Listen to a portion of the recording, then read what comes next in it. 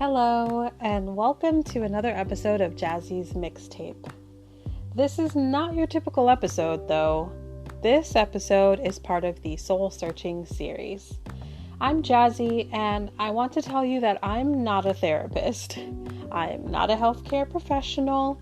I'm just a 20-something creative human living through a fucking pandemic and struggling to keep my head up. I'm embarking on a soul-searching journey, and I want to share it with you because I have a feeling that I'm not the only one who feels broken right now and is looking for their pieces. I think this is something we can do together, so let's get started.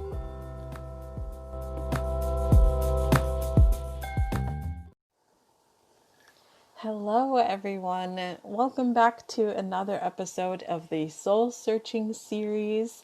I do want to give a disclaimer. Similarly to last week's episode, I know that we are in the thick of the Black Lives Matter protests and we all need to stay vocal about it. We need to keep doing our part. But for those who may need a break, this is actually a really great episode to listen to because it's going to be all about checking in with your own mental health and doing telling you what I've been doing to keep myself in check. So yeah, let's get into it. Daily journaling. Did you hear my elbow just crack? Oh my God. I've always been a journaler, like starting as early as elementary school. I remember having a diary. I remember writing Dear Diary. There were years where I journaled every day. There were some years where I didn't journal at all. Some years where I did, but just not as often. And I even used to bullet journal, which if you don't know what a bullet journal is, it's basically like a hybrid of a planner and a diary. It's very creative. You can just make it your own thing. But yeah, I bullet journaled for a few months out of 2017, I think it was.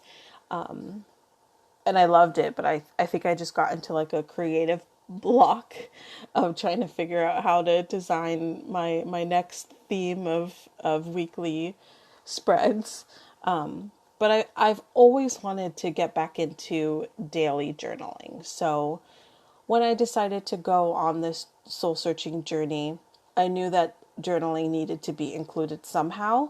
And so my first attempt at journaling was morning journaling. So for those of you who don't know, during this time of COVID-19, I am an essential worker, but I work 4 days, off 3 days. So the 3 days that I was not working, I would be quarantined at home. And I would wake up super early and journal and drink my coffee. And I loved that. That is such a nice way to start the day.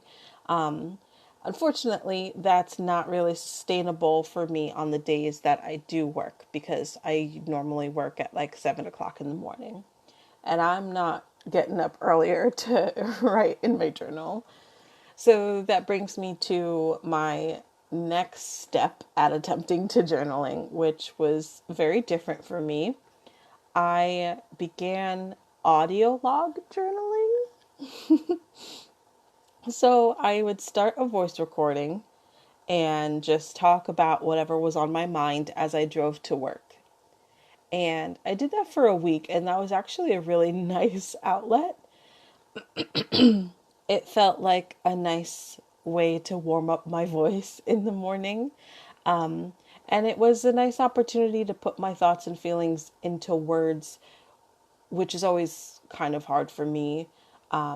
And it also tied in with my practice of quietness, which I talked about in the last episode, talking about yoga and meditation. I wanted to practice quietness and stillness, and allow my thoughts to be heard rather than have them be drowned out by the constant music that's normally playing in my life. So that really tied in perfectly. So I did that for a week, but ultimately I really missed my morning drives with good music. So that brings me to where I am right now, which is nightly journaling. And this is definitely it. This is it for me. I leave my journal on my nightstand, and every night before I go to sleep, I write. Sometimes it's 3 pages, sometimes it's half a page, sometimes it's just a brain dump of whatever. Sometimes it's visions that I've had, or dreams, or poems, or song ideas. But every night I put something down. I put the date, where I am, and then I just write. I was inspired by this artist's, I don't know if I want to call her an artist, but this person called Joe Franco. She is a YouTuber slash influencer, but she also is like a business person. I feel like calling her a YouTuber and an influencer is an insult to the business that she has actually grown. But until I can find the right words, that's what I'm going to say that she is. She's amazing. She has posted these videos about journaling and prompts for journaling. She's journaled like pretty much her whole life, which is amazing. And she started a community of people who also enjoy the challenge of daily journaling called Joe Club. And she's put out a bunch of prompts. And if you're someone who has wanted to start journaling, but you kind of feel like you don't really know what to talk about, I cannot recommend prompts more. Prompts are so good. They're so thought-provoking. They can take you in so many different directions that you probably never would have taken yourself. So I highly recommend them. I will leave a link in the description of the YouTube video that will be out for this episode, to Joe's prompts. And also Eileen from Lavender has a collection of journal prompts. And I've gone through them, and I love them all. And I just, I love journaling. I think everybody should journal. It's like a way of going to therapy with yourself. And you really can make it whatever you need it to be for you. So, like, maybe you want to try the audio log journaling. That was a good outlet for me. I liked it. I might go back to that every now and then. But by trying different things, I've found what I think is my niche for now. That'll probably change. So just try it. I urge you. Now, journaling gave me the opportunity to sit down and think about all the different moods that I had gone through the day, and try to figure out where I had landed at night. But I wanted to also specifically track my moods, because I'm sure I'm not the only one feeling this way given the state of the world right now, but there are times where I feel extremely low and then all of a sudden extremely high. And feeling this roller coaster of emotions is exhausting and stressful. And I really was wondering if I was just being dramatic and thinking like, oh no, I'm just like kind of sad. I'm not super sad. Or like, yeah, I'm happy right now, but like then just plummeting down so quickly. I wanted like concrete evidence that these moods were real and I wasn't just making them up in my head. So I want to talk about an app that I was using to track my moods. This app is called the Mood Path app.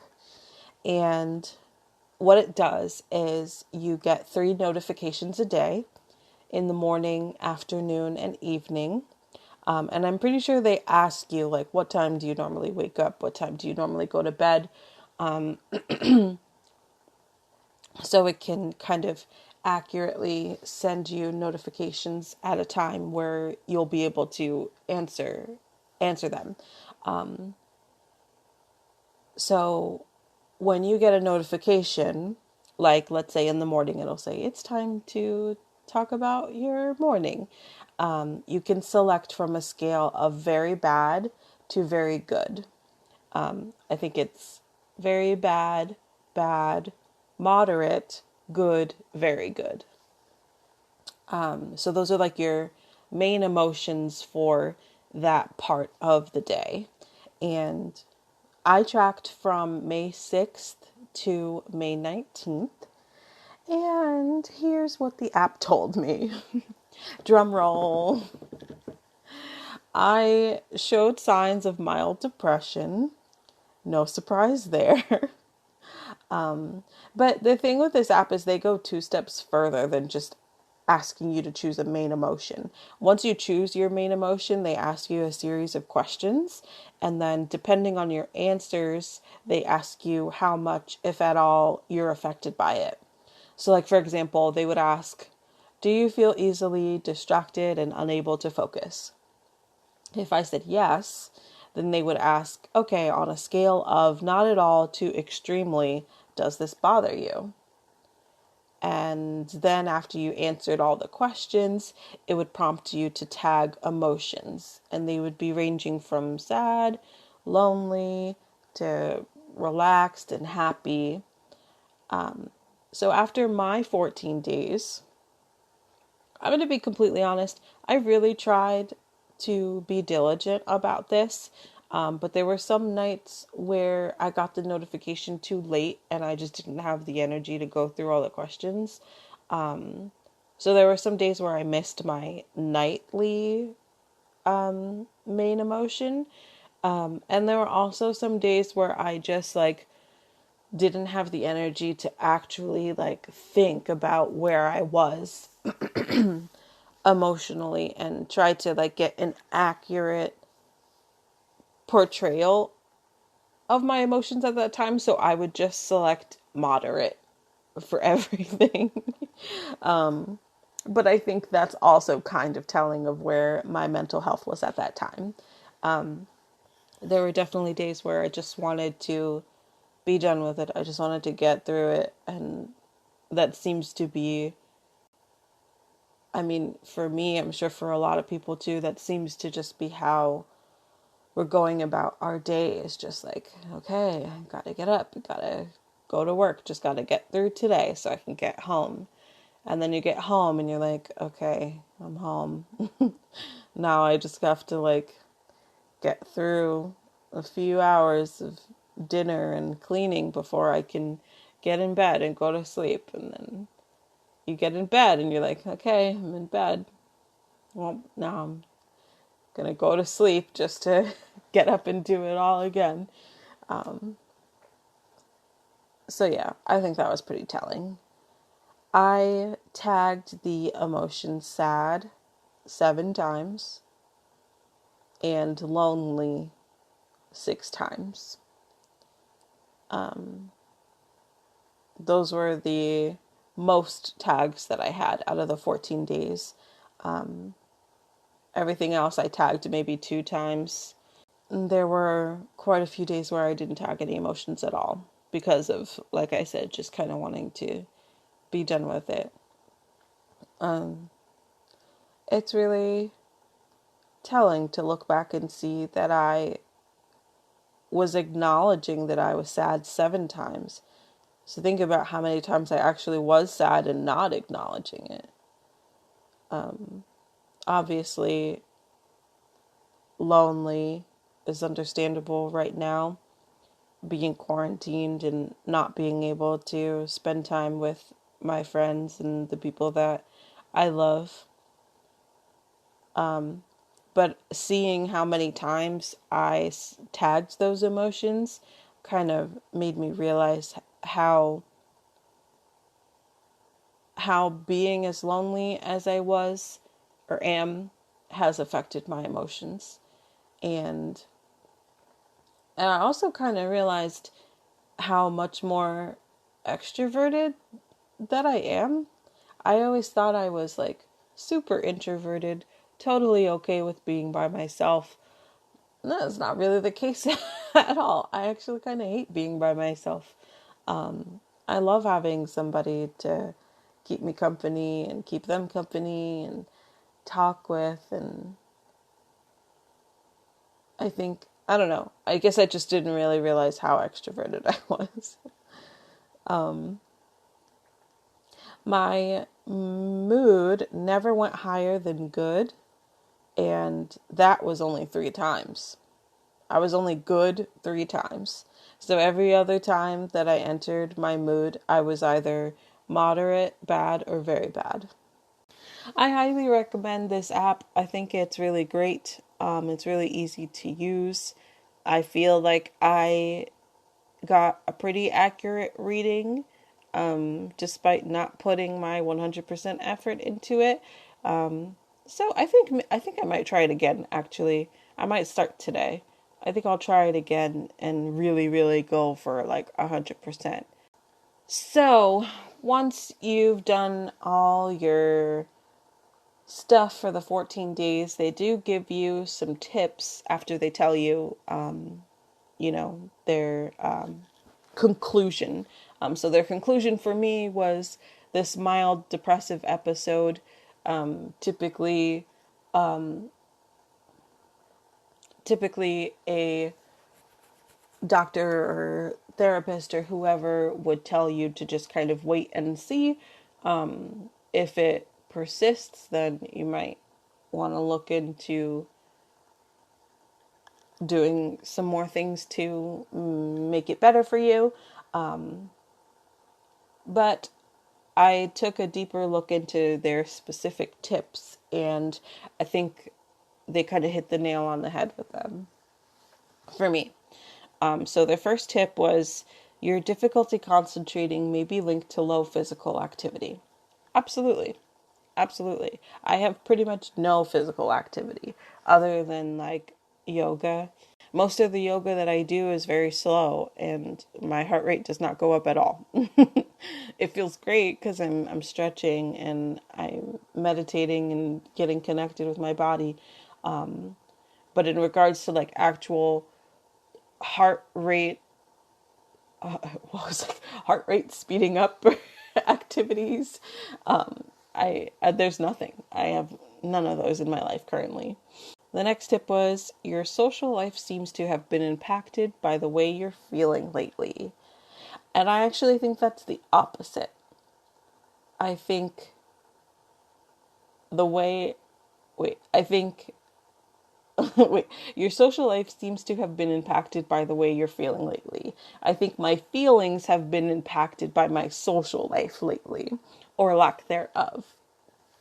I love being able to talk to my friends. I love being able to have Zoom calls with them, but it's just not the same. I miss human interaction. I miss getting dressed up and going to parties and going to the bar and going to the movies. I miss being around people and collaborating with people. I'm tired of looking at my friends via a computer screen. So, yes, my feelings have definitely changed. My social life has definitely changed. They were on the right track with that.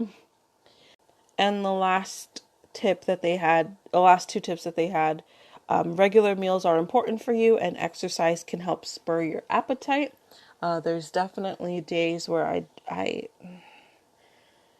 am really all over the place. Like there are days where I don't want to eat at all. Like, I'm just genuinely not hungry.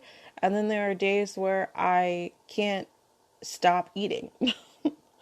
And that's another thing that I have to pay more attention to. I think I've just kind of put that on the back burner and been focusing more on my mental health and my emotional health and not so much how it's tied into food. But yeah, I feel like even recording this episode, I feel all over the place. But these feelings are pretty common with mild depression. So if you're feeling this way too, don't be discouraged. This is a crazy time to be alive. We're all just out here doing our best. This last tip really opened my eyes. They said evening lows brought on by rumination.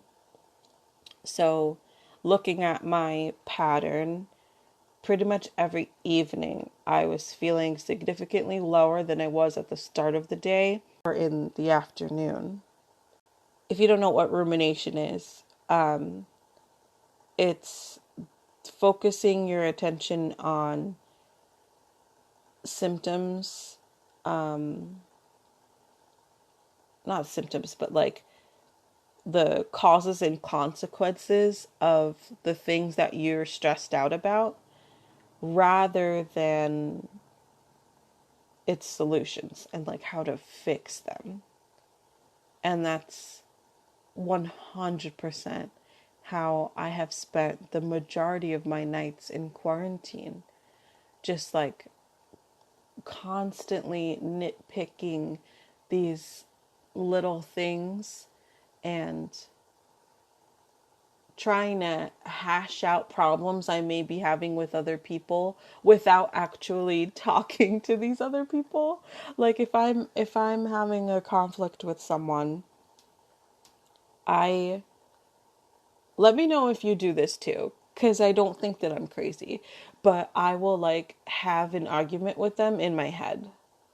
And I'll think about all the things that I want to say to them, and I'll think about all the things they'll say to me and how I can rebuttal that.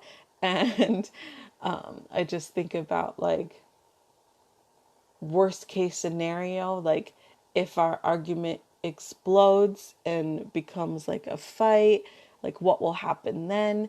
And I end up feeling so much worse and not productive at all.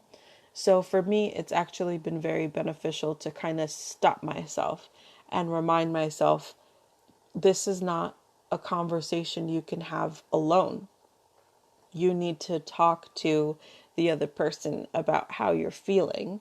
You can't talk for them and make up situations in your head and then get mad at them for those situations because you made those situations up. They are not real. So I've really had to make a conscious effort to stop myself from doing that. And it's definitely something that I do at night when there are less distractions around. And I don't know, I would hope that one day I would have realized that, but I don't think I would have realized it as soon if I didn't hear that through the Mood Path app. So thank you, Mood Path app. I also tried the Sanvello app, but I was just so overwhelmed by having to do this 3 times a day that I couldn't keep up with 2 apps also. So if you end up trying the Mood Path app and you don't like it, go ahead and try Sanvello also. I don't have as much to say about them because I didn't really try it, but it's pretty similar. So yeah, check them both out. What have I learned? I've learned to actively check in with my emotions and ask myself 3 things. How do I feel? Why do I feel this way? And how can I change this feeling? I want to give you an example because I feel like that's the only way I can really portray how easy it is to be overwhelmed by your emotions and let them consume you. The other night, I was feeling that exact way. I was feeling overwhelmed. There were so many different things happening. And I just felt like there were all these knives pointed at me. Like I was to blame for all of these things that were happening. And so I just broke down and I started crying, and I couldn't stop crying. And in my meditation practice, I've learned if you put your left hand over your heart and your right hand on your belly, it just helps me steady my breathing. And so I did that. I stopped crying and I asked myself, how do I feel right now? Like, actually name the emotions that you're feeling right now. So, to give you an example, I'm trying to decide how personal I want to be right now. There were like three main things that were overwhelming me right now at that moment.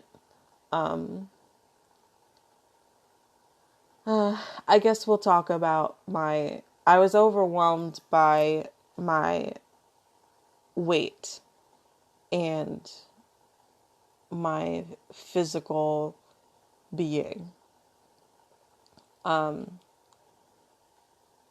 I felt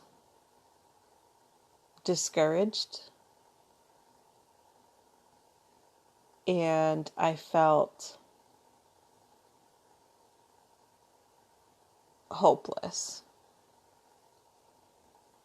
So then I asked myself, why do I feel this way? I felt discouraged because I had worked so hard with my personal trainers to lose a significant amount of weight. And as soon as I stopped working out with them, I gained it all back. What was the other emotion I said? I felt hopeless because I constantly feel stuck between trying to eat healthy and lose weight and loving myself the way I am presently and not feeling like I have to change myself in order to love myself. And the last question, how can I change this feeling? For me, that answer was just to continue on this soul journey, continue naming these emotions and acknowledging them and finding a balance between them. I think it was sometime this week Lizzo posted something. She actually posted it a while ago and it just kind of like resurfaced this week. But it was all about her fitness, you know. She is a gorgeous plus size woman. She works out every day. She dances and sings and plays the flute on stage, on tour every day. Like, that woman has some serious, like, strength. And you wouldn't think that looking at her body type, and that's because she's not working out to be a skinny, super fit person. She's working out to be the best that she can be. And so I really want to find that kind of energy for myself. But yeah, so instead of allowing myself to just be sad and overwhelmed by all these emotions, I took that time to really feel them and acknowledge them and ask those questions, and I do feel a lot better. Journaling every night has also been really nice. I I look forward to journaling at night. I look forward to getting in bed and getting my journal out and writing. And I look forward to the day where I have journals filled up with my memories. And, you know, Joe Franco said it in one of her videos. She said, "This is our history. People will read our journals, and this is how they'll learn about what the world was like in 2020." And specifically this year is just such a pivotal point in multiple facets. I want to put them all of my thoughts and feelings out on paper, as well as with this podcast. So yeah, that's it, friends. I hope this episode made a little bit of sense. I hope that I wasn't too all over the place. I'm okay, guys. I know I'm talking about being depressed and whatnot. I am okay. Thank you to everyone who has reached out to me and tried to stay connected during this time. I love you all so much. Thank you for being here. But yeah, I am okay.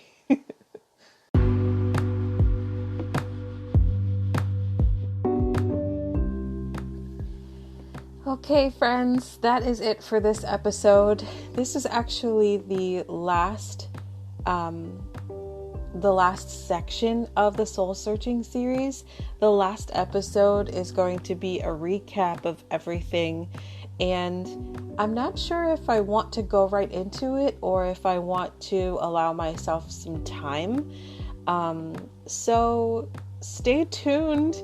You might hear more from the Soul Searching series next week. You might get back into the swing of the normal mixtape next week. I don't know. I'm really excited, actually. I feel really good. I feel